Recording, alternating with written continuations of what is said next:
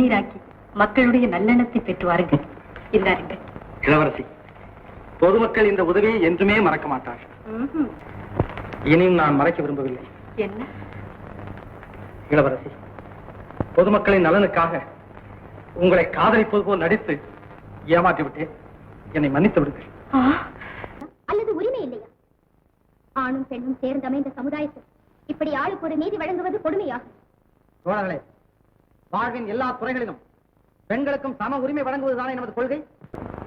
ஆனால் தியாகத்தின் உறைவிடமாக விளங்கும் தாய் குலத்தை அழிக்கும் சக்தி என்று குறை கூற யாருக்கும் உரிமை இல்லை.